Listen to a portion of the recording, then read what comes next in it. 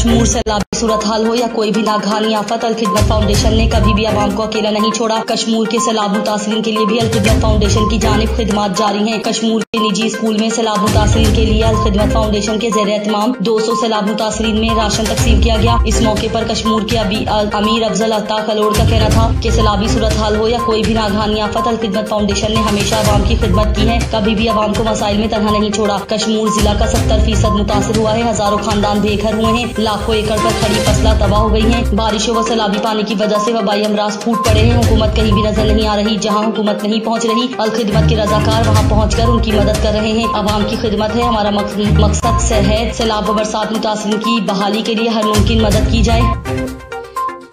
मीरपुर खास anti encroachment tribunal court के हुक्म पर गैर कानूनी तामीरात गिराने के लिए म्यूनिसिपल कॉर्पोरेशन इंतजामिया मुतहर्रिक समाजी कारकुन फैजान सोमरो की दरखास्त पर समाअत के बाद अदालत ने 759 स्क्वायर फीट सरकारी जमीन पर तामीर की जाने वाली 4 दुकानें खुद गिराने के लिए मालिक को 30 दिन की मोहलत दी थी, लेकिन मालिक ने नाजायज तजावीज़ात खुद गिराने का काम नहीं किया, जिसके बाद आखिरकार असिस्टेंट कमिश्नर मोहम्मद हुसैन खोसो की मौजूदगी में कारपोरेशन के अमले की मशीनरी के साथ कामयाब कार्रवाई करके कोर्ट के अहकामात पर अमल दरामद हो गया। गोजरा में घरेलू नाचाकी पर संगदिल शोहर ने बीवी को फंदा लगाकर मार डाला। लव्वा हकीम के मुताबिक मकतूला आलिया और कातिल शोहर इमरान के दरमियान अक्सर झगड़ा रहता था, जबकि मकतूला 2 कमसिन बच्चों की मां है। पुलिस ने मकतूला आलिया की लाश तहवील में लेकर तहसील हेडक्वार्टर अस्पताल मुंतकिल कर दी, जबकि MS डॉक्टर वसीम का कहना था कि लव्वा हकीम की जानिब से ताहाल से पोस्टमार्टम के लिए दरखास्त नहीं दी गई। दूसरी जानिब पुलिस ने सफाक शोहर इमरान की तलाश शुरू कर दी।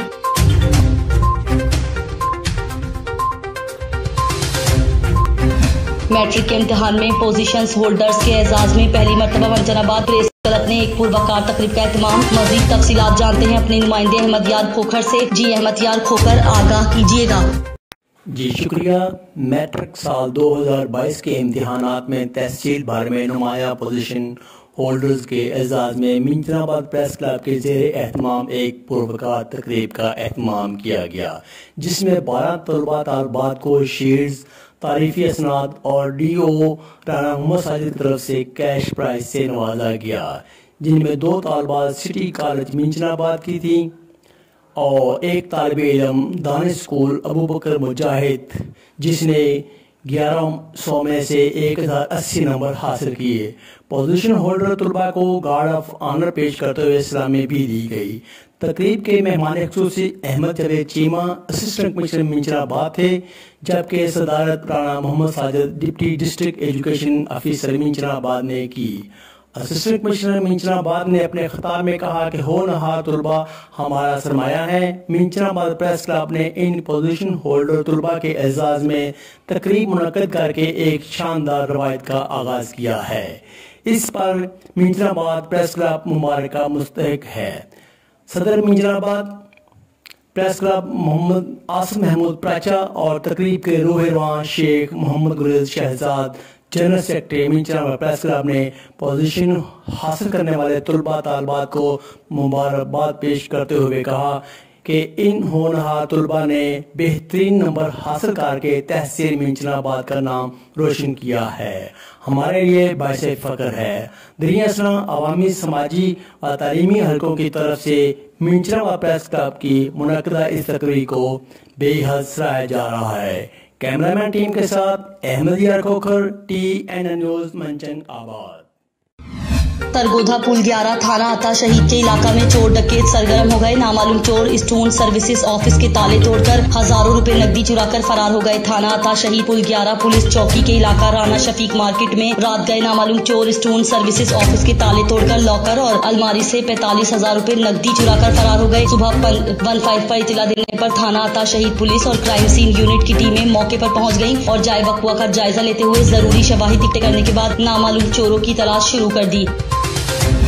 गुड्डू बैराज के मुकाम पर तावीज व दम करने के झांसे पर जाली पीर ने शादीशुदा नौजवान खात को मुबैना ज्यादती का निशाना बना डाला। लतीफ शाह ने मेरी बीवी के साथ ज्यादती की है। मेरी इलाके के मौजूदीन व आला हुकाम से अपील है कि मेरे साथ इंसाफ किया जाए। पीरा बख्श सोलंगी का मुतालबा। हीरो खान में हर तरफ गंदा पानी ही पानी, कचरे के ढेर, मच्छरों का आजाद बढ़ गया। इंतजामिया मच्छर मार स्प्रे भी न करवा सकी। लोग अजियत में मुब्तला मलेरिया ने कई जानें छीन ली। मजीद तफसीलात जानते हैं हमारे नुमाइंदा अली मोहम्मद लाखू से। जी अली मोहम्मद, तफसीलात से आगाह कीजिए। जी बिल्कुल, जोई हेरो खान में बारिश के बाद मुख्तलिफ मकामात पर बरसाती गंदा पानी खड़ा होने की वजह से मच्छरों का आजार बढ़ गया है, जिसकी वजह से इलाके मकीनों में मुख्तलिफ बीमारियां जन्म लेने लगी। दादू जिले इंतजामिया की जानिब से जोई हेरो खान और आसपास के इलाकों में मच्छर मार स्प्रे ना हो सका, जिसके बाद मलेरिया ने कई जानें छीन ली। हेरो खान के गलियों मोहल्लों में गंदा पानी खड़ा होने की वजह से लोग अजियत में मुब्तला हो गए। बच्चे बड़े बूढ़े सब ही बीमारियों में जकड़ गए। हेरो खान के शहरियों ने जिले इंतजामिया समेत आला हुकाम से मुतालबा किया है कि हेरो खान गंदे पानी की निकासी करवा के मच्छर मार स्प्रे करवाया जाए तो हम इस अजाब से निजात हासिल कर सकें। जी कोहाट तालीमी बोर्ड मुलाजमीन का करक में तलबा का बोर्ड मुंतकली के खिलाफ पुरअमन एहतजाजी मुजाहिरों पर पुलिस तशद्दुद के खिलाफ एहतजाजी मुजाहरा। वहाँ पर मौजूद हमारे नुमाइंदे मलिक यासीन से मजीद जानते हैं। जी मलिक। शुक्रिया। मैं इस वक्त कोहाट बोर्ड में मौजूद हूँ, जहाँ पर 3 हफ्तों से बोर्ड मुलाजमीन हैं वो एहतजाज कर रहे हैं। इसके साथ साथ मैं बताता चलूँ आपको कि कोहाट की जो सिविल सोसाइटी है, जो दीगर जो अवामी हल्के हैं, वो सब एहतजाज में इनके साथ शरीक हैं। कल जो वाक़या हुआ है करक में, जो मासूम बच्चों पर तशद्दुद किया गया है, इस हवाले से भी हमारे साथ बोर्ड मुलाजमीन मौजूद हैं। इनसे जानते हैं कि वो इस हवाले से क्या कहते हैं और यहाँ पर इनसे पूछेंगे कि इनका जो एहतजाज है किस हद तक जाएगा। अस्सलाम वालेकुम जी। वालेकुम सलाम जी। आप बताएं कि आप लोग क्यों एहतजाज कर रहे हैं और ये एहतजाज का 3रा हफ्ता है, आप बताएं कि इस हवाले से कुछ।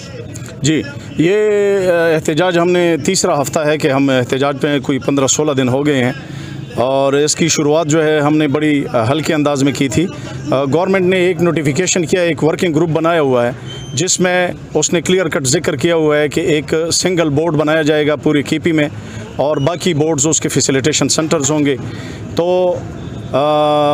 मैं तो इस बात पे हैरान हूँ, वो लोग ये बयान देते हैं कि हम बोर्डों को ख़त्म नहीं कर रहे। तो बोर्ड का मतलब ही एग्ज़ाम लेना होता है। अगर आप एग्ज़ाम एक सिंगल बोर्ड में लेना शुरू कर दें तो बोर्ड तो ऑटोमेटिकली ख़त्म हो गए।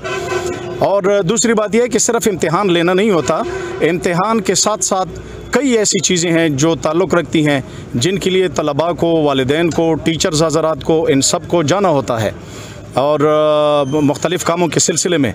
तो जब आप इम्तिहान को उठा के एक सिंगल बोर्ड में करना शुरू कर दें पूरी की पीके का, जो कि इंतज़ामी तौर पर और जो है मुख्तलिफ़ हवालों से ये पॉसिबल भी नहीं है कि ये हो सके। लेकिन हमें जो बैकडोर में आप लोगों के प्लान्स हैं उन सब का पता है। उन प्लान्स को बुनियाद बनाकर हम निकले हुए हैं और गवर्नमेंट को हम बता रहे हैं। पहले हमने 1 घंटा स्ट्राइक शुरू किया, फिर 2 घंटे शुरू किए, फिर 3 घंटे किए, फिर हाफ डे शुरू किया और हुकूमत को हम बताते रहे साथ साथ कि प्लीज़ आप इस नोटिफिकेशन को या तो वापस ले लें या फिर हमारे साथ बैठ के इसमें कुछ अमेंडमेंट्स करें। तो उन्होंने अमेंडमेंट कर दिया और अमेंडमेंट में हमें अनपढ़ समझकर उन्होंने ये किया कि सिंगल का लफ्ज़ हटा दिया है। फिर भी Khyber Pakhtunkhwa board of intermediate and secondary education ये लफ्ज़ उन्होंने लिखा हुआ है, जो कि इस नाम से कोई बोर्ड एग्जिस्ट ही नहीं करता, कोई मौजूद ही नहीं है। तो ये बोर्ड जब है नहीं तो इसका मतलब ये है कि ये वही बोर्ड है जिसका आप सिंगल बोर्ड का जिक्र कर रहे हैं। वो बोर्ड कंस्टिट्यूट होगा तो उसके बाद आप अपने प्लान पर अमल करेंगे। तो उसके ख़िलाफ़ हम लगे हुए हैं और गवर्नमेंट से मुतालबा कर रहे हैं कि या तो उस नोटिफिकेशन को वापस करें या फिर हमारे साथ बैठ के आप हम मुज़ाकरात करें। हम कोई श्रीलंका से नहीं आए, हम कोई बांग्लादेश से नहीं आए, हम इस मुल्क के बेटे हैं। अगर बोर्ड्स के मुलाजिम हैं तो इसी मुल्क के बेटे हैं, इस मुल्क के शहरी हैं, हमारे उतनी भी बराबर के हकूक़ हैं। हमारी भी बात सुनी जाए, हमारे साथ बात की जाए और उसका हल निकाला जाए। जी आप बताएं कल करक में क्या वाक़या हुआ है? शुक्रिया। सबसे पहले तो मैं अपने मीडिया हज़रात को शुक्रिया अदा करना चाहता हूँ कि इस अहम इम्पोर्टेंट मसले पर जो है ना हमें बात करने के मौका फराहम की। असल में करक में कल जो हमारे प्राइवेट स्कूल्स के जो बच्चे थे तो वो लोग अपना एक जायज़ मुतालबा हुकूमत से एक जायज़ मुतालबा जो है ना करने बाहर निकले थे कि भाई हमें जो सिंगल बोर्ड की जो पॉलिसी है ये ना मंजूर है। उनके वो वजूहात बता रहे थे कि भाई जब बोर्ड सिंगल बोर्ड बनेगा ये बोर्ड पेशावर मुंतकिल हो जाएगा तो अपने छोटे छोटे कामों के लिए आपने वहाँ पेशावर जाना पड़ेगा। ये लोग तो अब हक़ाइक़ को छुपा रहे हैं कि नहीं हम फैसिलिटेशन सेंटर बना रहे हैं। ऑलरेडी हमारे क्वाड बोर्ड के फैसिलिटेशन सेंटर बनी हुई है, लेकिन उसके बावजूद बहुत से लोग फिर आते हैं, हम इधर अप्रोच करते हैं तो वो लोग करके लोग माशाल्लाह एजुकेटेड है, तालीम याफ्ता है, वो लोग बात को समझते हैं। उन लोगों को इस मसले के हक़ाइक़ का इदराक था तो इसलिए वो लोग बाहर निकले, अपनी मर्ज़ी से निकले, किसी ने ज़ोर ज़बरदस्ती उसको नहीं निकाला है। वो रोड पे निकले, पुरअमन एहतजाज रिकॉर्ड कर रहे थे। इसी दौरान इसी दौरान ये हमारे एक पुलिस का जो ऑफिसर है, क्या नाम है, हकीम खान, SHO हकीम खान, उसने बग़ैर किसी उसके वजह के उन लोगों के पे लाठीचार्ज शुरू किए, हवाई फायरिंग की है। वो लोग तो कह रहे थे कि स्टेट फायरिंग है, स्टेट फायरिंग है, उसके निशानात मौजूद है। तो ये कोई तरीका है कि अपनी आवाम पे जो है ना, मैं तो हैरान हूँ एसआर अली साहब। मैं एक दूसरी बात आपके तवज्जो वहाँ दिलाना चाहता हूँ कि हम बसीयत पख्तून हम शर्मसार है कि हमारे साथ क्या हो रहा है 30 सालों से। इस हवाले से आप लोग इसी हवाले से कि भाई ये करक में हम मासूम बच्चों पे ऐसे तो कोई उधर अमेरिका से भी हम पे बम मारे जा रहे हैं, रूस से भी हम पे बम मारा जा रहा है, और इधर जो हमारे अपने जो हमारे टैक्स पेयर है, जिस पर हम टैक्स के पैसे लगाते हैं, उससे हमारे टैक्स से इसको तनख्वाह मिली थी, वो भी हम पे गोलियाँ बरसाए।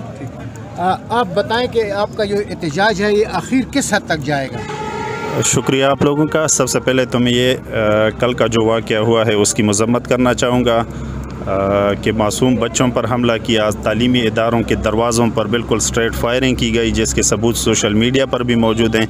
जहाँ तक एहतजाज की बात है, हम बोर्ड में भी एहतजाज कर रहे हैं, प्रेस क्लबों के सामने भी किया है, पेशावर असम्बली में के सामने भी एहतजाज किया है। KP कोऑर्डिनेशन काउंसिल के फ़ैसले के मुताबिक हमारे पास ऑप्शन बहुत ज़्यादा हैं। हम वज़ीर तालीम के घर के सामने भी धरना दे सकते हैं, वज़ीर आला के घर के सामने भी दे सकते हैं, D चौक में भी दे सकते हैं, और आखिर में बनीगाला इमरान खान के घर के सामने भी इंशाल्लाह धरना दे सकते हैं।